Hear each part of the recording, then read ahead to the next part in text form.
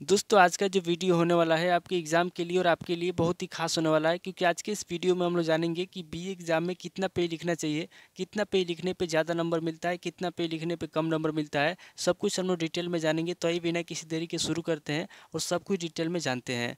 तो दोस्तों सबसे पहले हम लोग ये जानेंगे कि बीए एग्ज़ाम के अंदर जो आपका वेरी शॉर्ट क्वेश्चन होता है, यानी कि जो अति लघु उत्तरीय प्रश्न होता है, उसका आंसर कितने पेज में लिखना चाहिए।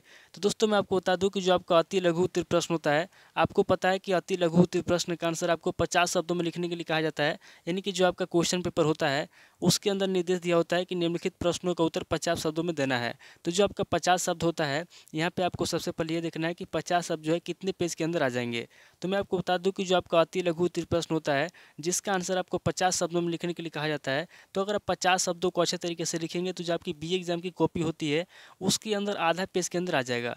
तो यहाँ पे क्लियर हो गया कि जो आपका वेरी शॉर्ट क्वेश्चन होता है, यानी कि जो आपका अति लघु उत्तरीय प्रश्न होता है, जिसका आंसर आपको 50 शब्दों में देना होता है, अगर आप अति लघु उत्तरीय प्रश्न का आंसर लिखना चाहते हैं तो उसका आंसर आपको केवल आधा पेज के अंदर लिखना है, यानी कि 1/2 यानी कि हाफ पेज के अंदर लिखना है। इससे ज़्यादा आपको नहीं लिखना है।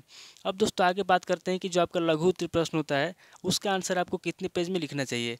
तो आपको पता है कि जो आपका लघु उत्तरीय प्रश्न होता है, यानी कि जो शॉर्ट क्वेश्चन होता है, उसका आंसर आपको 250 शब्दों में लिखने के लिए कहा जाता है। यानी कि जो आपका क्वेश्चन पेपर होता है उसके अंदर निर्देश दिया होता है कि निम्नलिखित प्रश्नों का उत्तर 250 शब्दों में देना है। तो यहाँ पे आपको ये देखना है कि जो आपका 250 शब्द है कितने पेज के अंदर आ जाएंगे। यानी कि अगर आप बी एग्जाम की कॉपी में 250 शब्दों को लिखेंगे तो कितने पेज में आप लिख पाएंगे, इसको देखना है। तो मैं आपको बता दूं कि जो आपका लघु उत्तरीय प्रश्न होता है, जिसका आंसर आपको 250 शब्दों में लिखने के लिए कहा जाता है, अगर आप 250 शब्दों को अच्छे तरीके से लिखेंगे तो 250 जो शब्द होते हैं ये आपके 2.5 पेज से लेकर के 3 पेज के बीच में आ जाएंगे। तो ये क्लियर हो गया कि जो आपका शॉर्ट क्वेश्चन होता है, शॉर्ट क्वेश्चन का आंसर आपको 2.5 पेज से लेकर के 3 पेज में लिखना है, न तो इसे कम लिखना है और न इसे ज़्यादा लिखना है।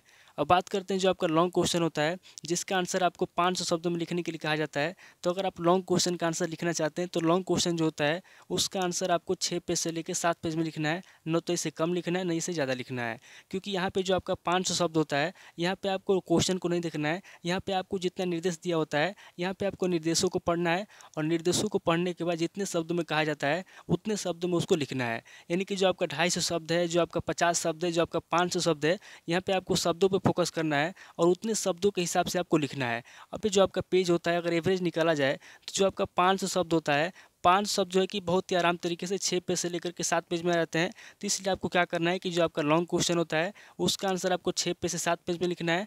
उसके बाद जो आपका शॉर्ट क्वेश्चन होता है, यानी कि जो आपका लघु उत्तरीय प्रश्न होता है, उसका आंसर आपको 2.5 पेज से 3 पेज में लिखना है। और जो आपका वेरी शॉर्ट क्वेश्चन होता है, यानी कि जो आपका अति लघु उत्तरीय प्रश्न होता है, उसका आंसर आपको आधा पेज में लिखना है, न तो इसे ज़्यादा लिखना है न इसे कम लिखना है। अब दोस्तों आगे बात करते हैं कि अगर आपको बी एग्जाम में ज़्यादा नंबर लाना है तो उसके लिए कितना लिखना चाहिए। तो मैं आपको बता दूं कि अगर आपको बी एग्जाम में ज़्यादा नंबर लाना है तो आपको पता है कि बी एग्जाम में टोटल 32 पेज या 30 पेज की कॉपी होती है। तो जो आपकी 30 पेज की कॉपी होती है, अगर आपको ज़्यादा नंबर लाना है तो उसके लिए आपको कम से कम 15 से 20 पेज इस तरीके से लिखना होगा। क्योंकि आपको पता है कि बी एग्जाम में लिखना बहुत ज़्यादा होता है और बी एग्जाम में कोई भी चीटिंग वगैरह नहीं होता है। तो यहाँ पे क्या करना होगा, यहाँ पे आपको अच्छे तरीके से या तो 15 पेज लिखना होगा या फिर 15 से 20 पेज आपको लिखना होगा। यानी कि अगर आपको ज़्यादा नंबर लाना है तो उसके लिए आपको कम से कम 30 पेज में से 32 पेज में से कम आपको 20 पेज लिखना ही लिखना होगा। अगर आप 20 पेज लिखते हैं तो भी आपको नंबर मिलेगा, अगर आप 15 पेज अच्छे तरीके से लिखते हैं तो भी आपको नंबर मिलेगा।